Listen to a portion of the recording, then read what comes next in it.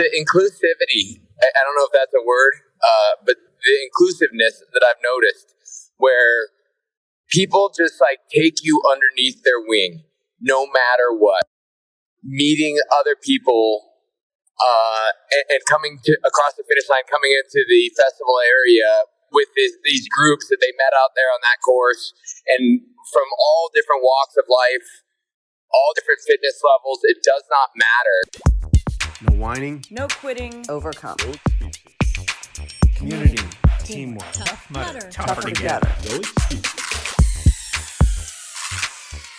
Hey, to all my Mudder family, OCR brothers and sisters, and to you listening right now. We share a world together, so you're my people too.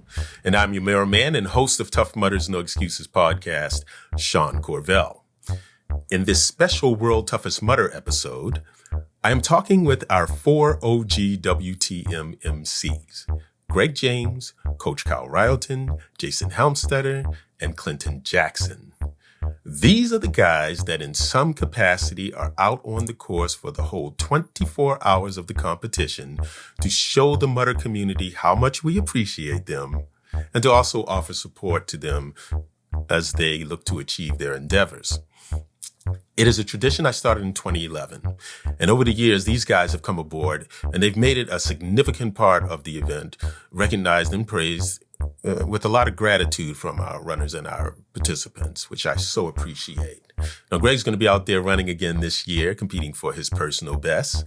Coach, who has ran in previous years for his personal best, but also assisted our adaptive athletes, along with Eric. Shout out to E-Rock, Mudder Family Forever.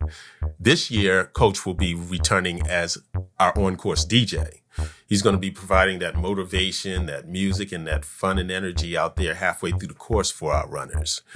Jason Clinton and I will be at the start line sharing those hugs and high fives with the runners as they come in, making announcements, and partying with the pit crews.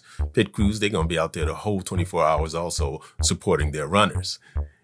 Also in this episode, I get to talk to the guys about how they started working with Tough Mudder, their connection with the Mudder community, and their past WTM experience. And they share a message of motivation and encouragement with this year's participants. Basically, we want to give recognition to all the people involved with making World Toughest Mudder such a special event. And I want to thank them, we all want to thank them for allowing us to be a part of it. Pretty much, we just want to tell you guys you're all friggin' awesome. Here's Greg, Clinton, Jason, Coach Kyle, the 4 OG WTM MCs on No Excuses. All right, here we go. Awesome. I'm calling this recording the 5 MCs, WTM MCs, our OG MCs. They've been around with Tough Mudder for since the beginning, probably the longest working employees still with the company. And also, you are the guys that have shown up at all our World Toughest Mudder events, or at most of our World Toughest Mudder events and our overnight events. So, guys, I'm going to do roll call here. Gregory James. Hi, my name is Greg. I am a festival MC turned OCR competitor, and I like wearing button-up shirts. I don't know what else to say. My favorite food is Waffle House. Clinton Jackson.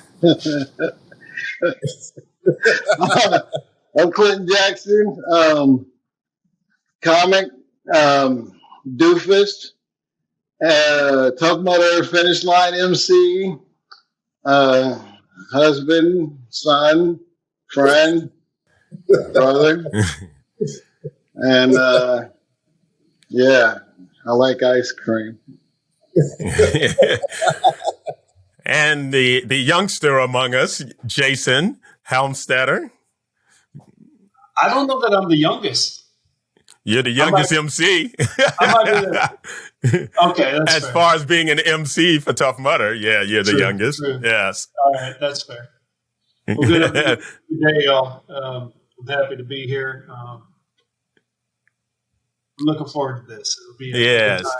And Coach, your picture went out, but we can still hear you, my man. Say something to the people. Coach Kyle Ryleton. Yeah, my name is Coach, and I love Dirty and Tough Mudder, and I'm a big fan of hip circles and magic. It seems it's almost. Yeah, man, that sounds great. It was just your visuals. There you go. There's that handsome face. Yes. So again, guys, I think this is special. Hopefully I'll be able to get this edited and released before WTM. We can release it on that Friday or Thursdays when we usually do these, publish our podcasts. But to start it off, let's go back to the beginning with Tough Mudder. The beginning with the MCs. Now, Clinton, you were the first one among us here, but before you, there was the Magnificent. Yeah. And you came on, it was in 2011, was it? Okay, I'm bad with time, but that sounds right. Yeah. I think so. I think it was in 2011. How did you come on to being MC with Tough Mudder? Okay. Well, again, the aforementioned stand-up career was in full bloom, and I was on a website for Clean Comics. That's how I roll. And Tough Mudder contacted me and asked me to come out to do this event, and they described it, and it sounded weird to me and terrible and beautiful and strange. And I said, okay. And they wanted somebody else, another spot, and then that was when I asked you. And I was describing it to you, but you had the good sense to say, nah, that's just weird. And I'm tired. And so I went and scouted it out. And after I went to that first one in Tahoe, and it went very nicely, and they were very complimentary. And, I took to it, and I just loved it. And at the end of the day, they said, hey, we want you to come to all of our events. And then I was like, I'd like to come to all of your events. And we came to some terms. And then when I talked to you again, I said, John Corvelle, I'm not asking this time. I'm telling you, you got to come out and do this thing. Hop on that mic and you be you. And I think it's going to be a nice fit. And here we are. And then after you brought me in, then came Coach. And when Coach came in, that Coach actually came in for the warm-up area at the time. They were doing where they warm people up before they sent them to the start. And it did not work for anyone who came before Coach. Coach came in, killed it. And I remember, Clinton, because I wasn't working that one, but you got in touch with me and you said, dude, you got to see this guy. He is awesome. He's killing it, man. He makes this work. And then I finally met you, Coach. And yeah, you made that work, man, and became very special to the community. So, Coach, how did you hear about it? How did you get involved? I am a physical fitness professional and a coach, and Tough Mudder reached out to our gym and they asked if anyone wanted to come and do some calisthenics beforehand. And the owner of the gym said, Kyle, that's me, you should do it. And so I was like, all right, and so I decided to, we were chit-chatting and my buddy actually had this pair of little shorts and this shirt, and we were just talking. He's like, I don't know whose idea it was, but he's like, you should wear this. And I was like, that sounds like it makes sense to me too. And so I did, and I went out there and I just grabbed the microphone. And throughout my whole sporting career, every coach I ever had, I played baseball and football, and I ski raced, and everybody was always coach to me. As soon as they became, that mentor or whatnot, that person, they were coach. And at the gym, my coach is coach. So I grabbed the microphone and I screamed, my name is Coach. And that seemed to work and felt right. And I just did like the same warm up that I like to do, at the gym. Pretty much. I mean, I've been doing hip circles at the gym, and it puts smiles on people's faces. And I think smiles are one of the most important things to put on somebody's face. And so I just did the same basic thing I did at the gym, and I put some house music to it, which I love, as most people know, and it just seemed to work. And yeah, it was such a neat experience, and I was scared, and it was cold, and the shorts were small, but I warmed up to it. And they warmed up to you, man. They warmed up to me, and the same thing. And well, the funny thing is like Clinton, at the end of your day, they said, come back to all our events. At the end of my day, I didn't hear from Tough Mudder for a year. I was there like, you did awesome. And then I think they had to do like a year of discussion over it. And they're like, should we ever bring this guy back? We don't know. But then a year later, they invited me back to Tahoe once again. And then I did my thing again. And that's when they said, do you want to come to Colorado next weekend? And I said, yeah, I do. And I knew it. I felt that, there's such a special community. And I mean, I don't know why nobody else could make it work, because to me, it's a perfect formula. I mean, it's like a forest fire ready to ignite.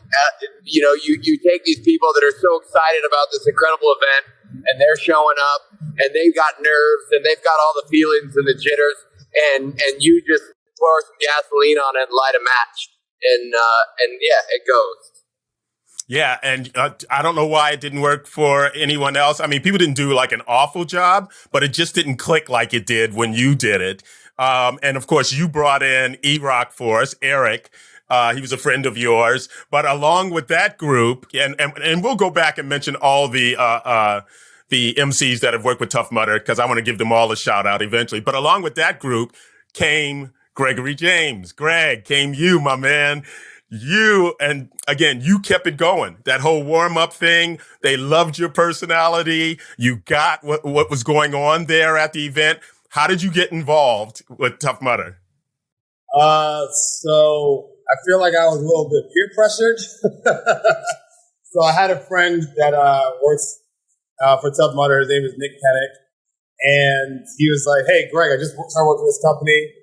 I got this opportunity. I think you should do it. And I said, okay, cool. And I just start walking. And he's like, wait. Don't you want to know what you're doing? And I was like, no, I trust you. I love you. Like, whatever you want me to do, I'm definitely going to do it. So he's like, well, let me show you something. And he showed me World's Toughest Mudder, 2015, like it was an aerial view.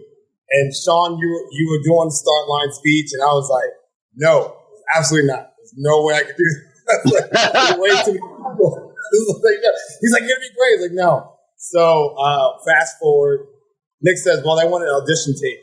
So him and I go into like this small boxing studio, and he's like, just do what you do when you're in fitness classes. Because at that time I was working for Equinox, and I was teaching fitness classes for them. And I was like, cool. He's like, just hype him up. And I said, well, it's just you and me. He's like, just do it. And I was like, I don't know what to do. So Nick had to work out in the background so that it would stimulate a class, so that I would get the spirit of like announcing. Sent over that video. They were just like, you know what? Like, we're going to give you a chance. Launch on the Gulf Coast. So I get there, and in my mind, I'm like, well, maybe it's, I'll just do this once and totally fine. And they said, all right, so we're going to send you 250 people, and you're going to do a 2-3 minute warm up. I said, oh, that's it? Cool, I'll do that. They're like every 15 minutes. And I was like, shut the front door. And it kept going like that. And then from there, I just started really seeing the community. I think I kind of feel like I'm like a utility kit. So they bounce me around from warm up to start. I tried finish. Clint, I can't do it.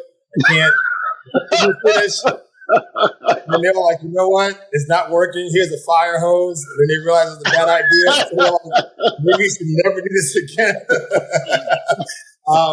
And then right now landed into festival and kind of seeing both sides of it. Seeing people that are really nervous coming to the venue, but like really eager, and then seeing people really excited and feeling fulfilled. And I think that that's the main mission out of all of us, is the connectivity. Like we see so many people on a day-to-day basis being themselves and and second guessing themselves when they go out in that course, but they come back and they have this energy that it's like, you know what, that might have been rough, but I'm here. We made it. It's no longer an I. Like a lot of times I say when people go out, it's always I. When they come back to that festival, it's always we. And I think that, if I could take the time out to shout out all y'all, you all have been like a prime example of that we factor. And I'm so happy to be a part of this team. Yes.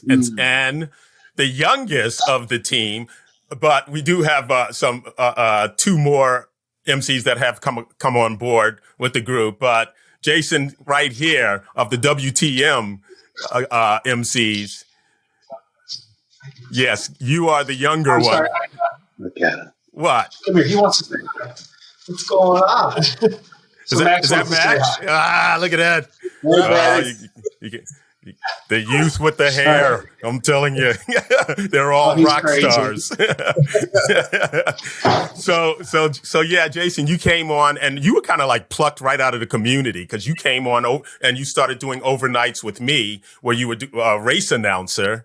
And again, it was like that thing like with all these guys where you just felt the community. You kind of got it as being an MC, a Tough Mudder MC. How did it happen that you became an MC for Tough Mudder? Distilled water. Everybody, I think many people in the community have learned my story of World's Toughest in 2017, where I had mistakenly hydrated with distilled water, which is so dangerous. It's damn near deadly for you. And my body shut down 6 miles into that event, and where I was in full rhabdo, acute renal failure, and so I had some health issues from that, and I got through them. I went out to Philadelphia 2019 for a toughest, and I'm doing that event. Second lap in, my body starts to shut down again, in very much the way it had at Worlds in 2017. Lo and behold, go to the hospital, get treated, get out, and I'm like, what's going on? Just so happened that it did enough damage to me that doing the long endurance stuff I can't do anymore. And Tough Mudder was there was somebody, I don't remember who, but there was a post out there about needing a new not a finish line, but a race announcer, MC. And I loved being a part of it. I knew I can't do it anymore. And so I submitted a video just talking about it. And there was some support that came from other members of the community, Jay Mazza, Chris, Melissa, and it just kind of, my first event became in 2019 up in Twin Cities.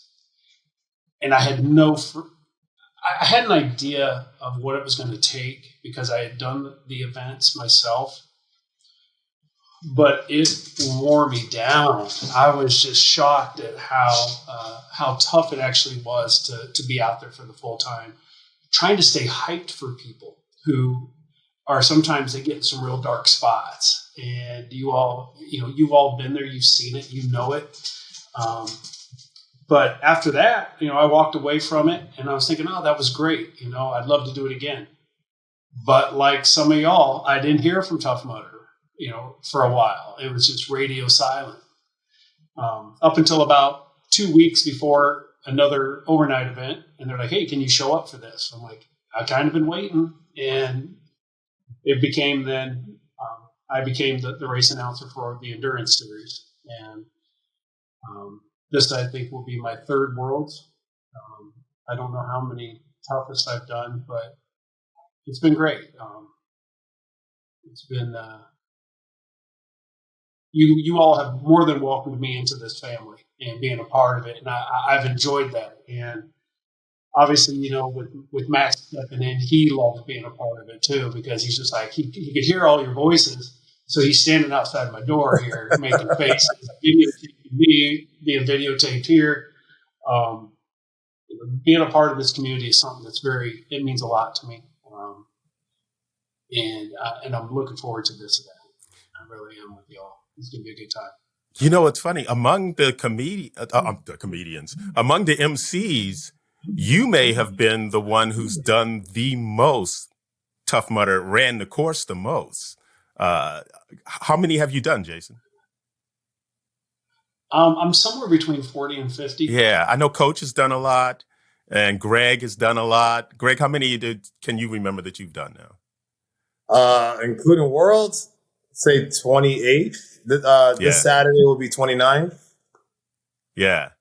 And that's the thing with this. It's like it makes a difference, kind of, you know, when you're out there. You know, Clinton and myself, we've been out there forever, you know, so we've seen this community and been on the course and seeing what people are doing out there and but it does make a difference, man, of what you get to really feel what's going on out there. That, like I've said a zillion times, it goes beyond the physical of what's going on out there, that people are bringing their lives, their life challenges to this. And they're out there, they're exercising their survival skills, you know, and discovering more of those survival tools that when they're done with it there, they can take right back home with them, you know, and hopefully be that better person that we encourage them to be at the events. Jason, I had no idea that distilled water was bad for you. I didn't know that. Did you guys know that? Everybody know that? No. Raise your hand if you knew distilled water was bad for you. No, thank did you. Not know that. Thank you.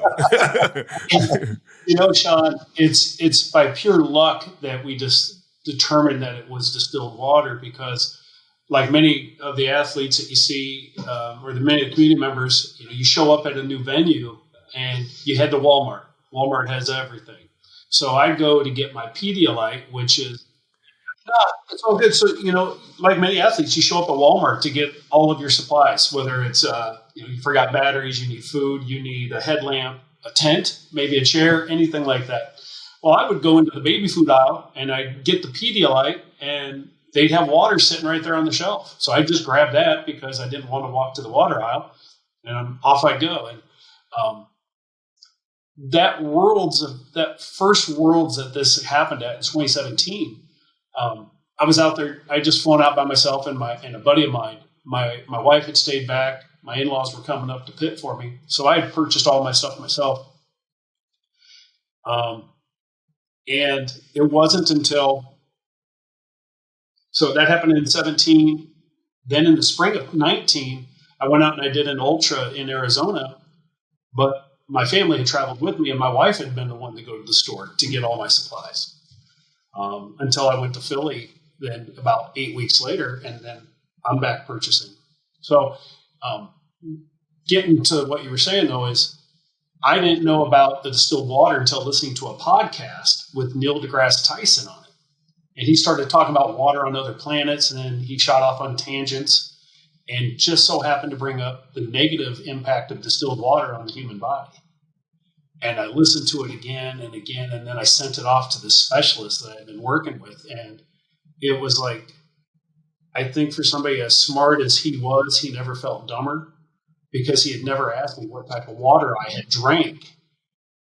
You know, they just assumed I had overhydrated and sat and diluted my cells to the point that all the nutrients had left. And really it was the distilled water pulling the nutrients out of me as soon as exercise was induced. So tip for anybody out there listening, distilled water, not good. Taking that off my list right now. It's good for your coffee maker. It's good for your coffee maker and baby formula. That's about if it. Anyone is running, if anyone's running with a distilled water sponsorship, just turn the bib inside out while you're running right now. Coach, what makes this community special? Because I think that it's the community that sets Tough Mudder apart from the other OCRs. You know, what do you think makes this community special? You know, it's the inclusivity. I don't know if that's a word, but the inclusiveness that I've noticed, where people just like take you underneath their wing, no matter what. And you see people out on course meeting other people, and coming across the finish line, coming into the festival area with these groups that they met out there on that course, and from all different walks of life, all different fitness levels. It does not matter. And it's that, it's, I guess, the camaraderie. We use it a lot, but that bringing each other together and helping one another out is 100% in my eyes what holds it different from any other race and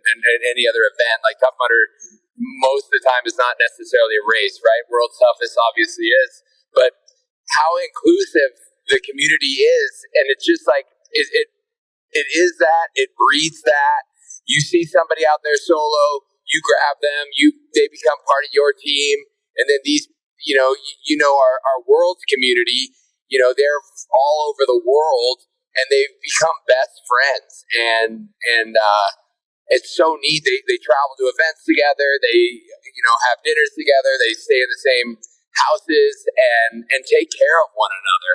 And it doesn't matter, what you do for a living, what you look like, what you believe, like none of that makes any difference to them, because they share a common bond, a common goal. And it's like, doing, getting uncomfortable, getting dirty, and I don't know, something special about it. Like, I don't know, from the very get-go, I noticed that, and I was like, this guy is a lawyer, and this guy's the garbage man, and they've traveled to, 15 events a year together. How, it just doesn't matter. And I love that. And I think, if I know, Sean, you believe that if the world would, take learn a little bit from their Tough Mudder weekends, we can make it a little bit of a better place. But that's, part of it is like, hey, we're all awesome. Doesn't matter. Like, let's be awesome together and push each other, lift each other up, rise each other up. So that's part of the specialness for me.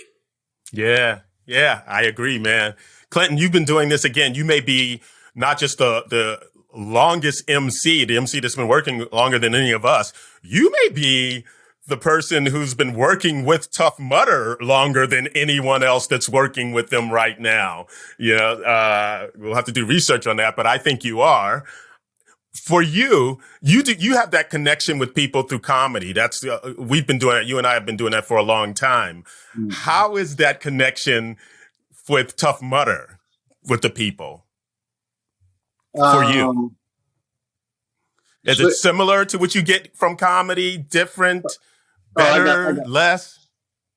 Well, stand-up is just my art form and the creativity of making stand-up comedy. And it's a two-way street as well, just like any communication. With Tough Mudder, though, it's more focused on the people than me. When you're doing stand-up, it's your time. It's your thoughts. It's all about, your presentation.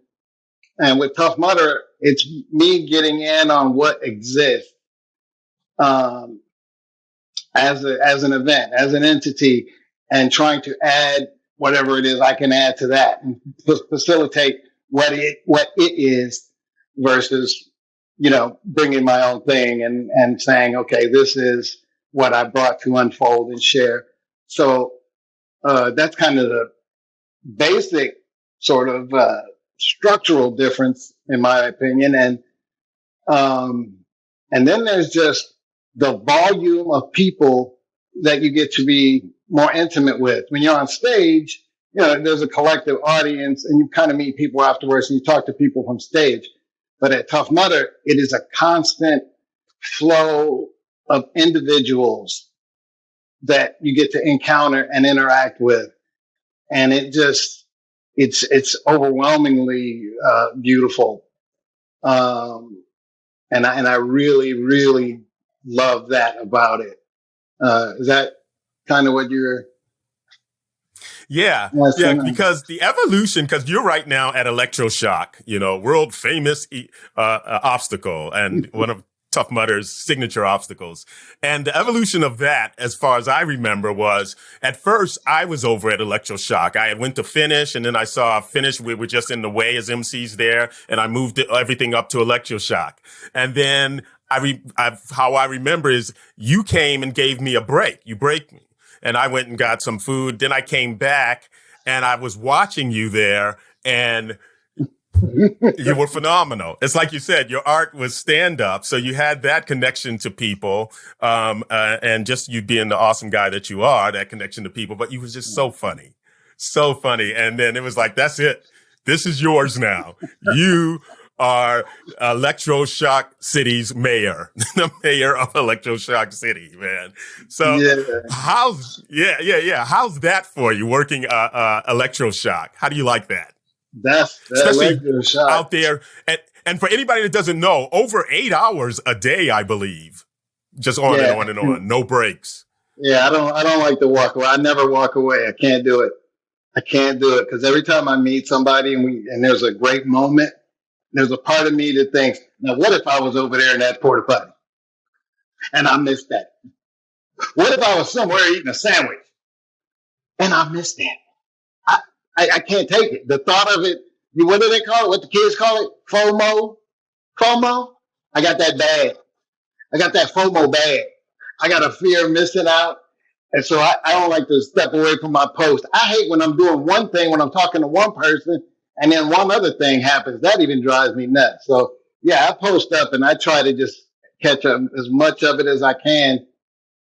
And to kind of go back to what you were saying, because you were doing a start line, then you came over and you were doing the finish, and I was doing the main stage at that point. Remember, Sean? Because that was what I did when I first came on, because they used to have that big stage back when we had live bands and everything. That was back in the early 1920s, I think, when we had them live bands. And so that's why, to your point that you said about me, when I see Greg doing this stage, like what I used to do, I'm just like, ooh, he is just holding court up there like nobody could, So I'm glad that we've all sort of found our respective places where we, I think, excel and feel most comfortable and most at home. Because each place has its groove and its rhythm, and I feel very at home right there at the end, getting to see all those people coming in, and I love watching you guys. You guys fuel me. I see you at the start. I see Greg over there. I see Coach. I see Jason, and it all fuels me. Anyway, I'm talking too much. I'm sorry. No, you're good. You're good. Jason, again, you came from somebody who's not only were you like a community, you were part of the community for Tough Mudder and you ran the Tough Mudder events, but you've done your own events outside of Tough Mudder. You've done other OCRs and stuff like that. What makes Tough Mudder different for you from the other stuff?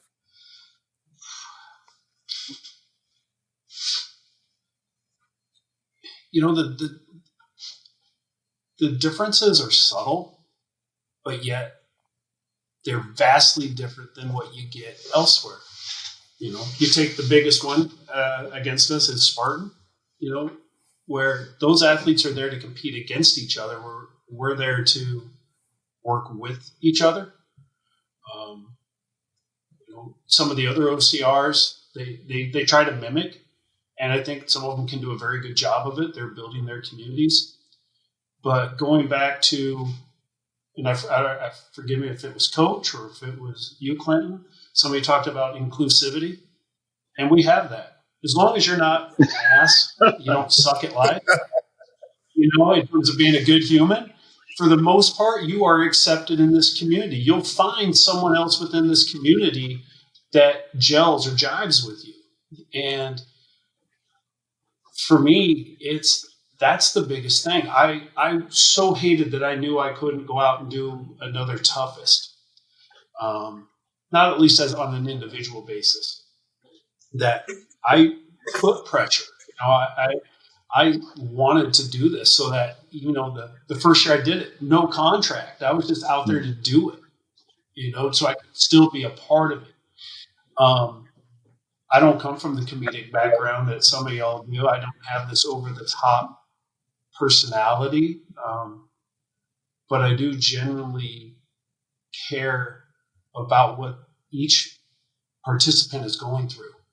And I think that's something that's helped me make at least for me, I've made connections with people that I feel are genuine. When I see them come across and they're hurting, whether it's a mental hurt, an emotional or spiritual or a physical pain from the event, I've been able to connect with those people because I've been there. I've felt that same pain. I've had those epic failures. I mean, what's more epic than failing at Worlds than 6 miles in, your entire body shuts down when you've been training for something that's supposed to be 24 hours. So for me, coming from within the community, I feel like I'm still a part of it. And obviously, I still run the events. Every venue that I go to announce, I'm running in that morning. Sometimes I bring Max with me, and he runs it. And I think more people know him than they know me because I'm a voice in the dark, which I enjoy being. I don't like having the light on me. I don't like having standing up in front of a crowd and talking. I truly like being in the dark and just being that voice where I can have those one-on-one or one-on-two moments with people as they come across that finish line for another lap. Craig, I always said too that because I've been in that fitness industry for a long time, as have you, and as a trainer too, that's when I first felt that people that are coming there to work out, to the gyms and fitness in general, and especially working with trainers, you start to sense that, again, it's not just the physical that they're coming there. They are coming there to exercise demons and learn how to take on other challenges in their lives. Talk more about that feeling and what's special about Tough Mudder for you. Yeah, I mean, I come from like a martial arts background. So I've been doing martial arts since I was 10. Even before that, I watched my mom box. So my mom used to box a little bit amateurly, and to see her, and I always say this whenever I do a push-up competition, is like the first person I've ever seen do anything athletic was my mom. Like run, jump, skip, swim, push up, hit a bag, or like pick up a car. She's never seen her pick up a car, but I've seen her pick up something heavy. Has always been her. So, I don't ever put, race, creed, color, gender on anything. It's like, what mentally do you need to push through? And I think when I go to Tough Mudder, you see people with all these mental anguishes that sometimes are defeating before they even do something. So, someone sees Mudderhorn and they're afraid of heights. And it's just like, I can't do that because of, past trauma. And then you see them conquer it, and then you see them go back into the world. And it's like, you know what? That mental blockage that I had, I actually took it on. And if I could take that on from one obstacle, the other obstacles that are in life, I could definitely take on. I use my sister as an example, who is a superior athlete. Imani, I hope you're watching this. I'm giving you credit. She does not like the cold. She does not like heights. Last year, she went out to Worlds and she was supposed to just do a lap. She wound up running a couple, and she faced a lot of her fears. She's afraid, like I said, she's afraid of heights. She took on Mudderhorn. She does not like the cold. She dealt with the cold. And, I use her as an example because that was last year. And this year, I've seen her do a bunch of trail races. I've seen her deal with the cold. I've seen her run, other distances because she was able to mentally get past that blockage. So to go back to your question, I feel like, we do have a lot of obstacles that are physical, but once you get past that physical, you can internalize it for that mental, which helps your spiritual be able to accomplish anything and everything that life has to offer. Wow. Yeah, man. No, it's so powerful. Wait, did I vote yet? I'm gonna write your name in. Greg, James, for everything. Clem being one of the first people to come on again, working there the longest. How has the company and the community evolved in your eyes? No, it's a great question. Well, I feel that the company has evolved in that in the beginning, if I can be candid, there was a lot of, what it was based on, where it was started, it was a lot of good talk. And it sounded so good, and people responded to it about what it was, and the teamwork and the camaraderie was, and the pledge and all of that stuff.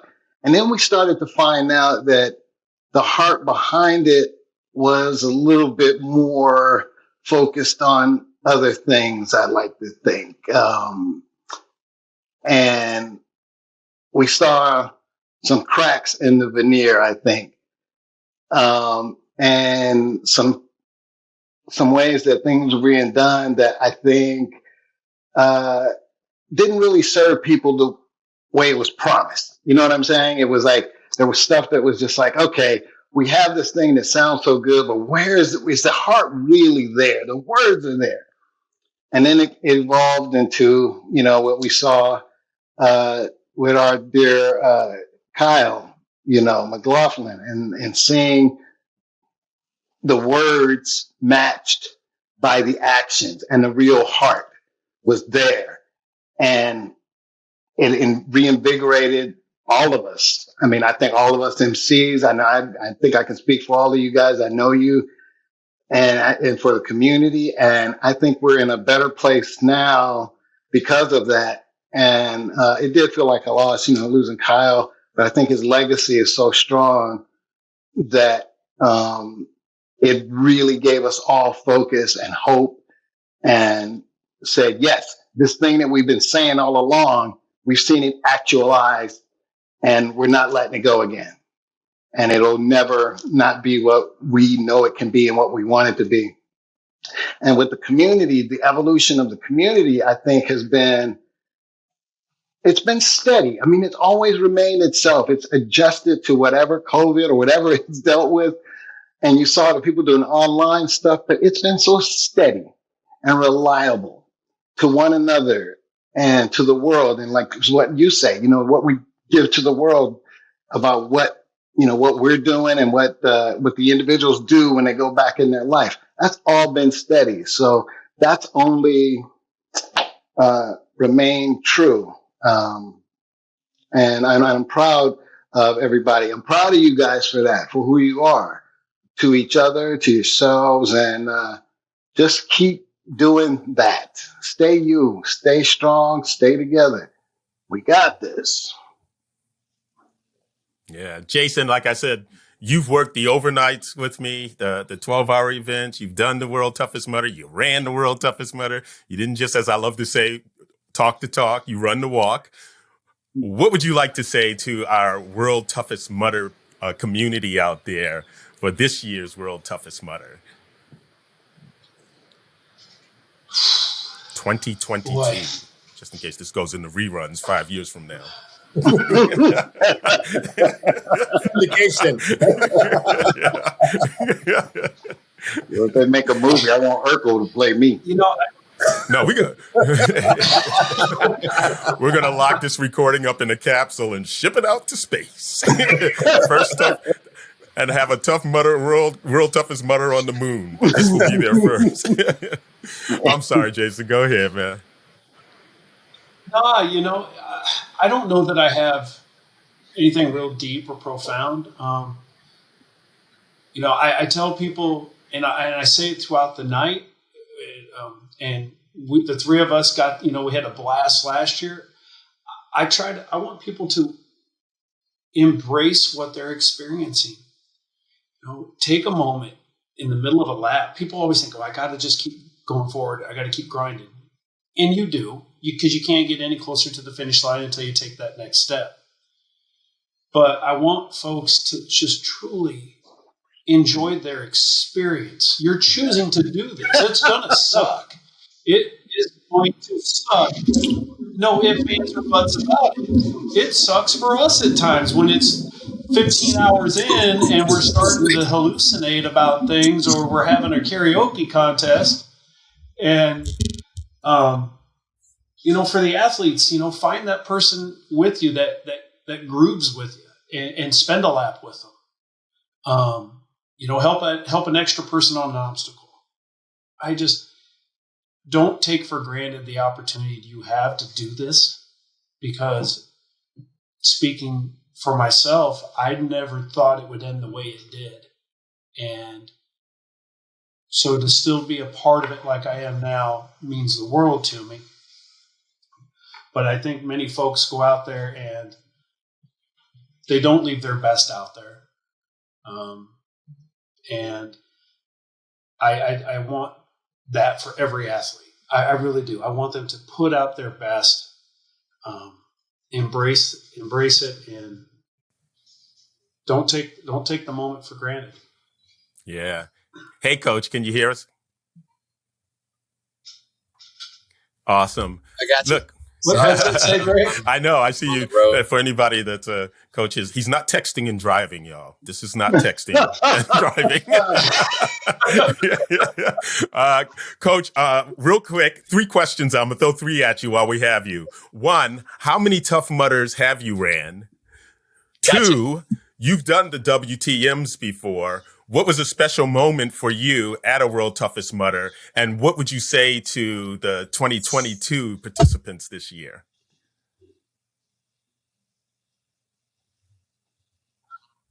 Well, how many Tough Mudders have I ran? I don't have the ability.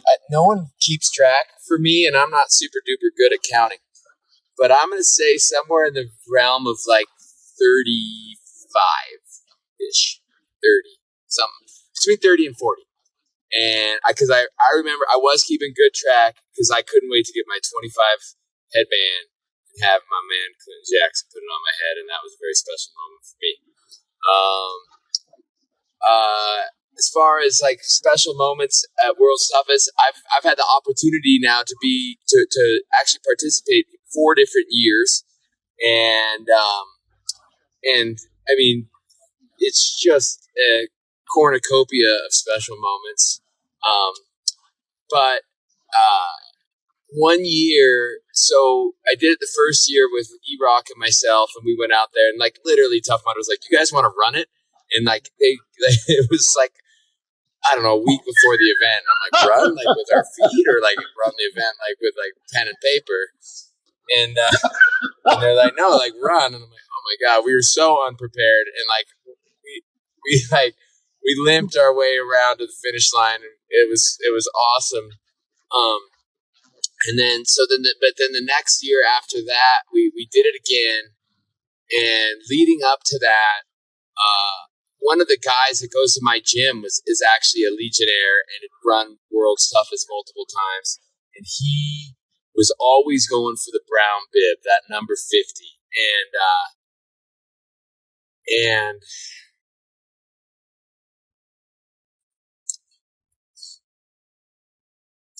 sorry. He passed away, man, right before World's Toughest, and he was an awesome photographer.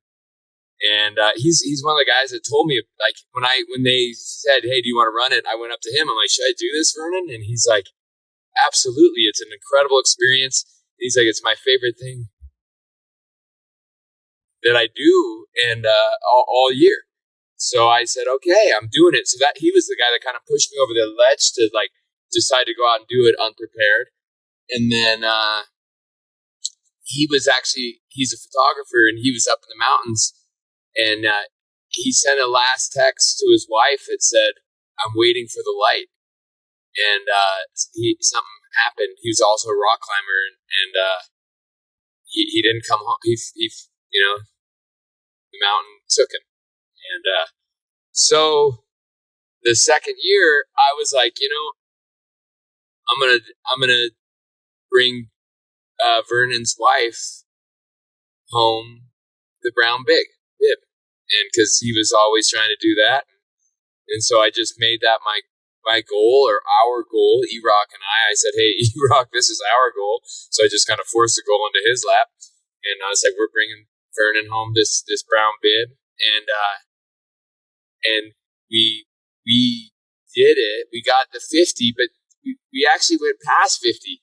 But this amazing thing on our 50 lap, I actually made this sign that said "Waiting for the light," and I had all the Legionnaires sign it because I just thought that was, I don't know, it was like really profound. And on our number 50 lap is when the sunrise came up. And so it was that morning. And I remember being on that lap and watching the sun, which we all wait for in the darkest of nights, come up over that hill.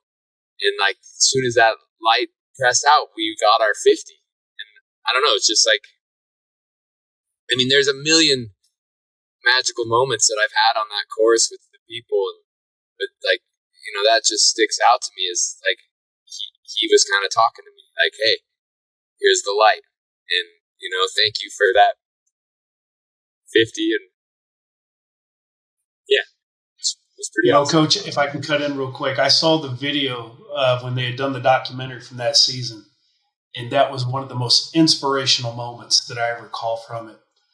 You all are talking about him. You're chomping on some like early morning burritos, and you know, talking about going out to get one more lap because that's what you do. And for me, I remember it like the emotion that we're seeing from you right now, like it brings it back to me of just watching it at that time, and it was absolutely amazing. And you can tell how much he meant to you, and still does right now.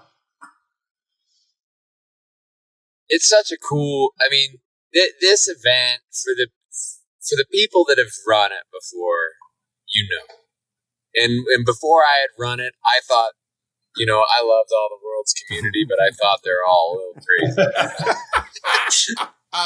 and maybe they are. maybe they are. Maybe we all are. But when you do it and you actually you do it, like, it's unreal, and the experience, you can't explain it, you can't put it into words, and the emotion that comes out of it is so special, and whatever you run it for, it makes no difference. It's going to be life changing, and then you don't even have to have a plan of this is what throw that out the window. Whatever that thing you think is going to happen, or you think you might feel, because something else is going to happen. I promise you. And it's a magical thing. However they came up with it, you know, and whoever's idea it was, I don't think that they realized how profound of an experience it was going to be for people. And I love the event. I'm so fortunate to still have a role in it, and you know, my current role is I love because I have another way of participating, but like really, really like connecting with each and every participant. And I don't know, you can't do worlds in a wrong way. You know, whether you're a pit crew member, or you're working the orphan tent, or you're emceeing at the finish line, or you're helping out, if just show up to this event, or if you're, you know, hanging out on an obstacle for 24 freaking hours, you know, like you know the guys, and you just can't do it. You can't do it wrong. You're going to have an incredible experience. I was just at an event over the weekend and speaking with these guys, and we're talking about it, and they're like, I'm not planning on running it, but should I come out? And I was like, yes. No questions asked. Like, absolutely. It's like surrounding yourself with some of the greatest human beings on the planet, and for just pushing, I don't know. I can't explain it in words. You just got to show up. Yeah. You know, two things. A shout out to the guys and gals up there on Everest all night long with Francie Pants and the rest of them. And then a shout out to those that are in their football pads and all that. They're standing there on the bottom of Mutterhorn. Yeah. Out there 24 hours again, man, giving their all. Yeah. You know, and the other thing is to hear you, coach, say that people are crazy. If that ain't the pot, calling another pot a pot, I don't know what else is. You people are crazy. Believe me, I know. I'm crazy.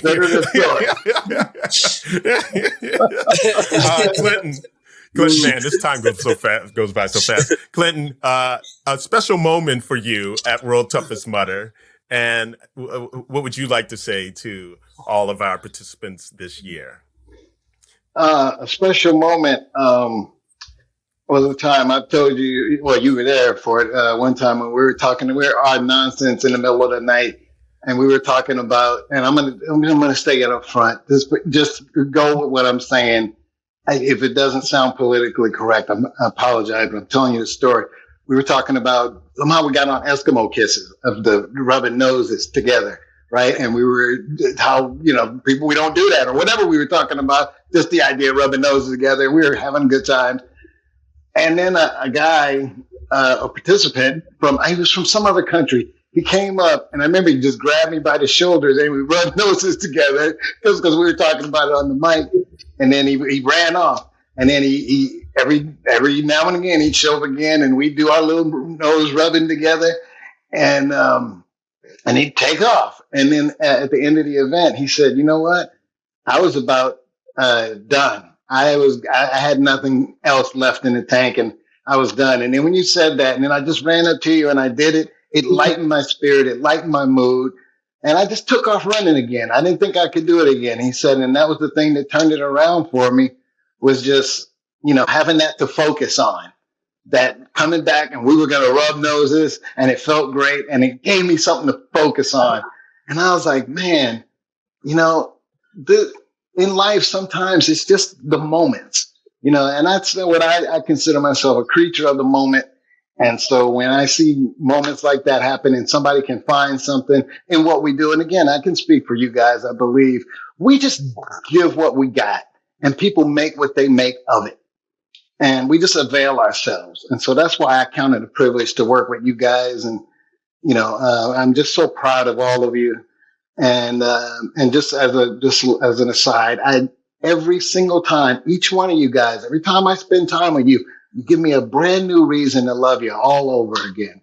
And that's why I'm just so fortunate and thankful to work with you guys. And as far as what I would like to say to our world's toughest people participating, do your best. Obviously, there's no way I could talk you out of being disappointed if you feel like you don't hit your goal. And there's, but the biggest part, or a huge part of it, is what your presence means to other people. Even when you don't think about it, you are keeping somebody else going. I mean, you do it directly by, slap on the back and encouraging words, but just you being out there, Sean, like Sean says, like you say, Sean, just your presence makes people better. So let that be part of your reward, part of your fun, part of your joy in running World's Toughest, is that you matter even when you don't think you're being seen. You matter. You matter. Okay? Yeah. And when I'm saying this, and for everybody listening, special moments, man, none's more than the other, none's less than the other. That's what makes them special. They're just forever. They're moments. Greg, your special moment at an event, and what would you like to say to the people this year? Special moment. A special moment, I should say. I'm sure you Yeah. You got it. Yeah. I honestly, I can't say one, and I can't single out one. I got to say this to be outright. Like, I grew up a city kid, and I grew up in New York, and everything grows high. And every time I go to an event, every time I connect with all of you, I feel like I'm becoming a better human because I'm able to connect with so many different amazing humans.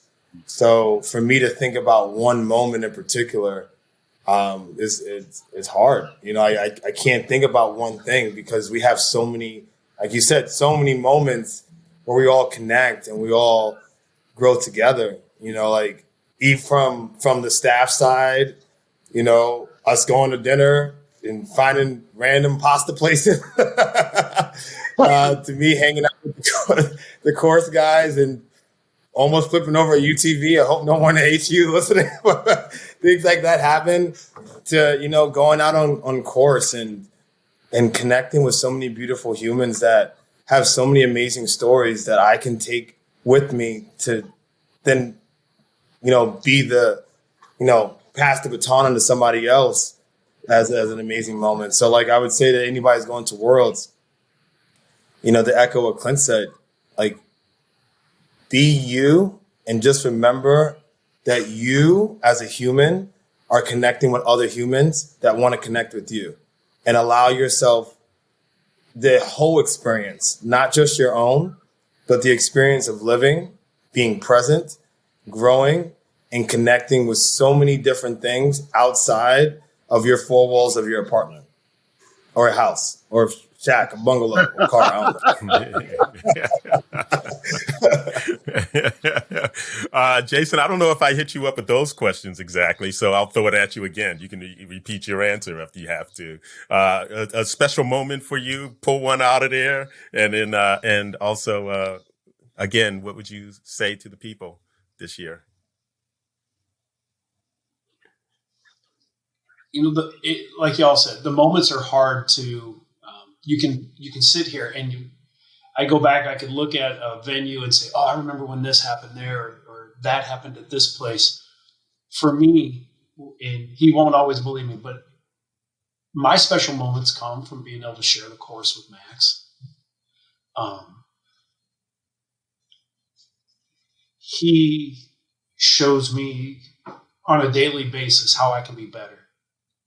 And it's not often that I think we listen to that next generation. Oftentimes we're kind of like, oh, they don't know what they're talking about. They're this generation of laziness or the entitlement. But some of my greatest moments have always been with him being on course and seeing him want to stay back at an obstacle to help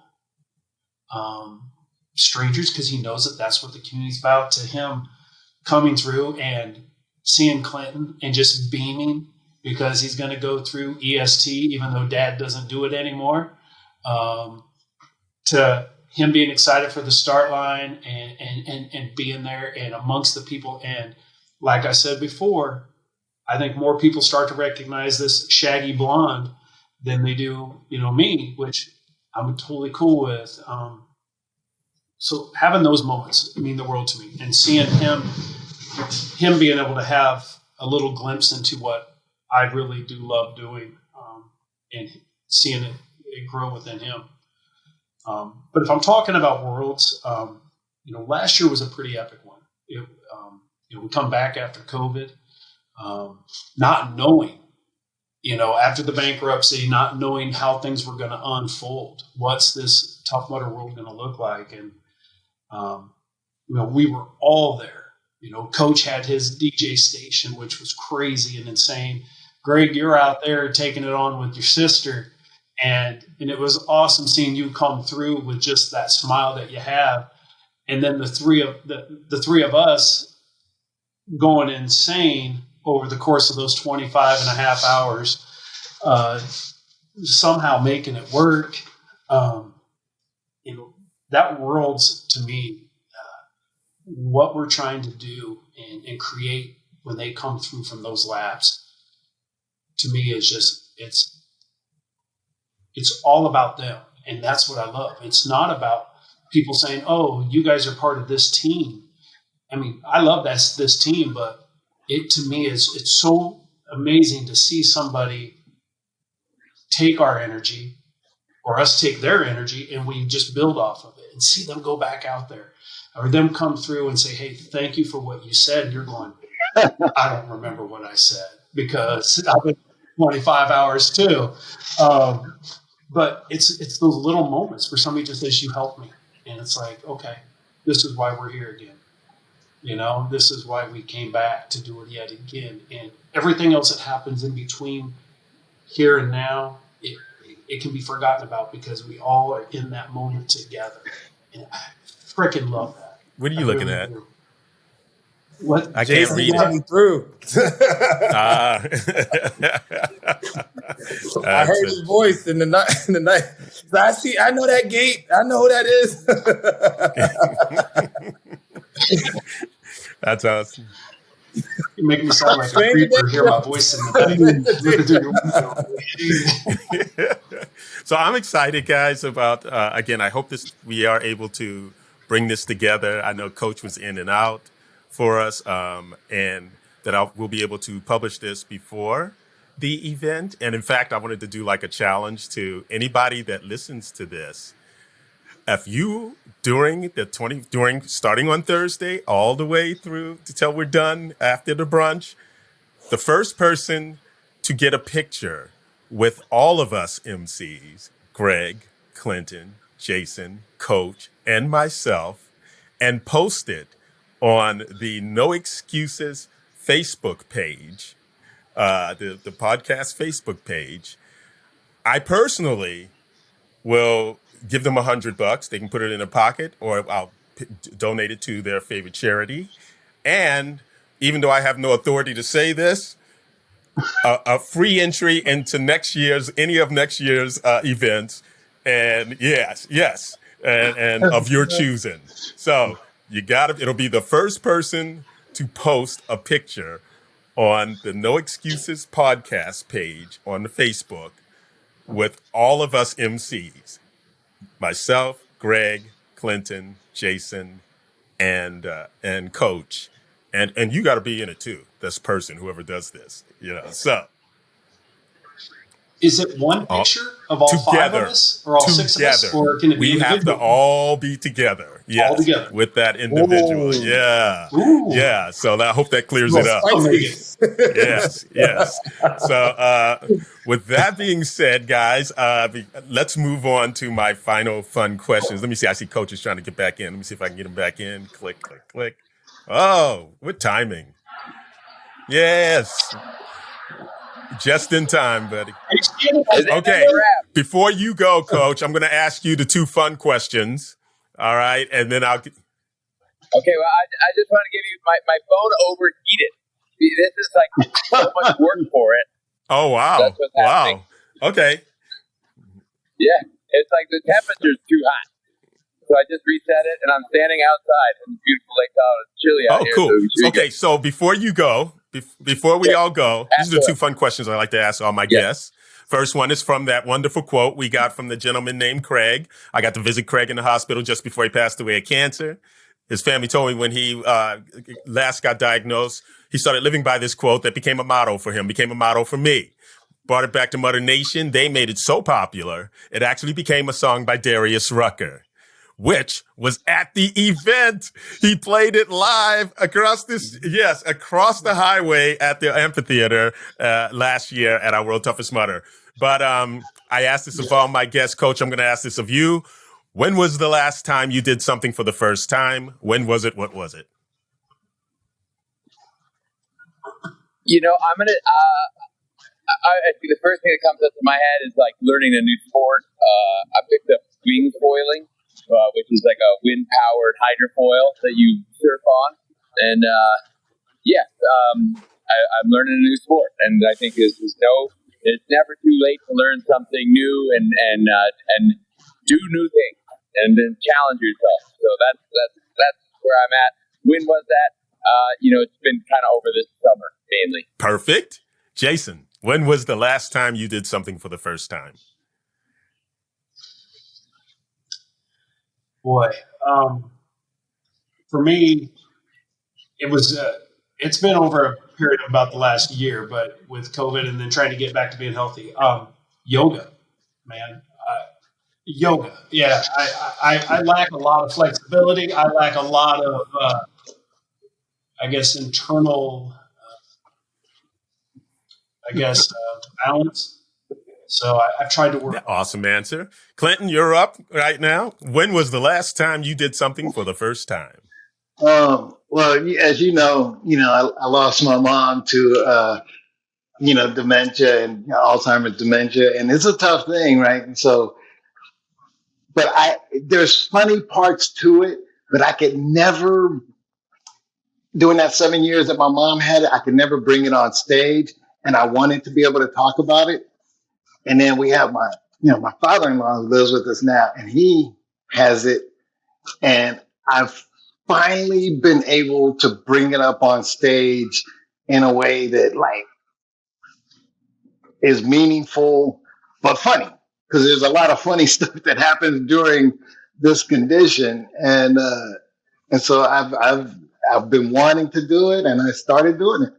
And it's, because it's not making fun of it, obviously, but it's being able to deal with it just like, like any part of life. When something is hard, eventually there's some point when you can break the tension of it and turn it around a little bit. So, yeah, I started doing that on stage. Yes. Greg, when was the last time you did something for the first time? Prior today, I got out of the bed. I was not aching. No, I'm playing. I'm joking. So just like everybody else, I picked up a new skill. I actually started playing the guitar. And recently I learned how to play my favorite song, Tennessee Whiskey, on it. So I've just been doing that on my spare time. Neighbors, I'm so sorry. There's been a lot of times I'm missing notes, but we're going to get through it. Your neighbors are like, there's some guy playing country music next door. There's a black guy that lives next door. Yeah, I know it's not him, but somebody's playing country music next door. Coach, we're back at you, my man. I like this feed. This feed's coming in strong from you. I'm not moving. All right. I'm staying right here. So my final question. Okay, Coach, you're out there doing your thing, up there in Tahoe, out there in the wilderness like you are, running around. You come across a lamp, pick it up. You do what everybody does when they pick up a lamp, wipe it off. Out pops me, the genie in the lamp. Love it. Been in there for millions and trillions of centuries. So happy that you finally freed me. Coach, I'm not going to give you the one wish. I'm going to give you the ultimate gift. Or 3 wishes, rather. I'm going to give you the ultimate gift. I'm going to give you the ears of the world right now. In this moment, the whole world is going to stop what they're doing, wars, whatever. They're going to stop what they're doing, and they're going to listen to you. In this moment, what do you say to the world, Coach? What comes up to my head is just smile. That's it. Smile.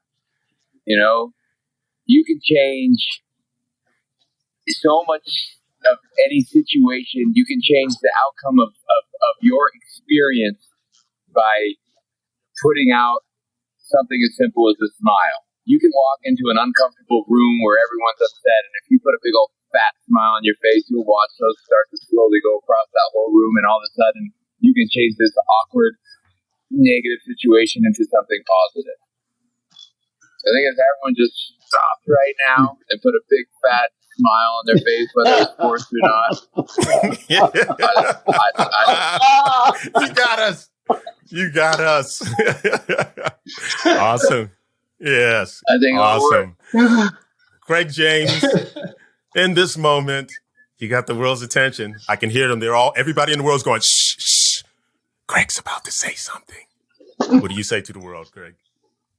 Yo, as smooth as Tennessee whiskey. No, sorry.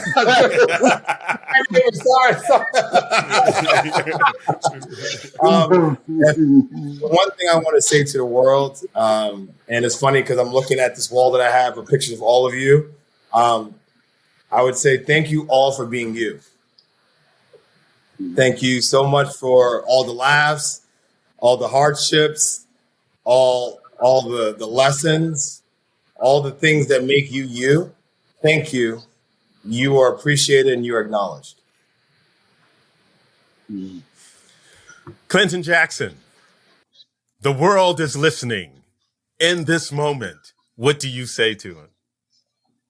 I want to say something that, if I may borrow from someone else, one of my favorite things I've ever seen in Mother Nation, for my girl Stacey Reese. You read it in the purple on her shirt. Tough beats strong. Think about that. I love that so much because, tough, strong is looks for a number. Strong says, oh, I can lift this amount, hit this number and this. And, tough strong looks for reasons and stuff, but tough just endures. Tough just says, I'm going to do whatever I need to do to get where I'm going.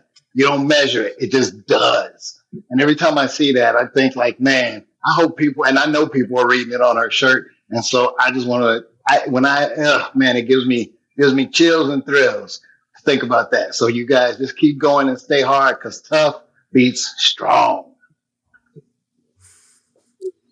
Jason, the world's listening, my man.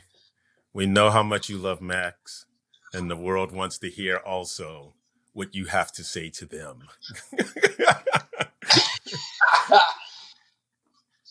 It's 2 words. Exercise love. We put exercise love. Wow. Quick and simple. I like that. Guys, this has been awesome. Man, I hope that we are able to edit this and get it out there. If we cut Coach out, Coach, I'm going to come and get you, and you and I are going to sit and have a little chat and talk for a while.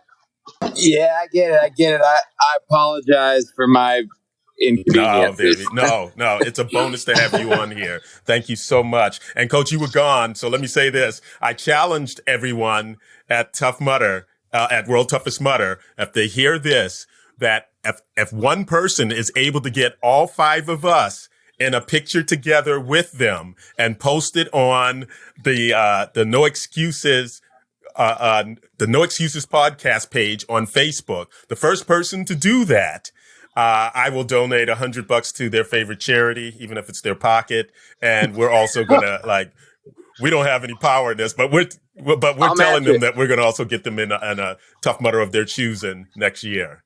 What were you about to say? That's awesome. That's awesome. Yes. So, guys, thank you so much for this. See y'all in few days, man. Yeah. A few days. Yeah. Couple days. 4 days. Big hugs coming, 24 hours. We're out there all night long. Yes. You can find Tough Mudder on Facebook and Twitter. That will be at Tough Mudder, or on Instagram, also at Tough Mudder. Please remember you can find this podcast, No Excuses, on wherever you listen to podcasts. Guys, subscribe.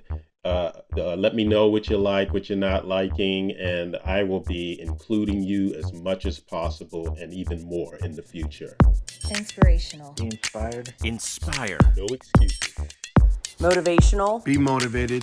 Motivate. No excuses. No whining. No quitting. Overcome. No excuses. Community. Teamwork. Tough Mudder. Tougher together. No excuses.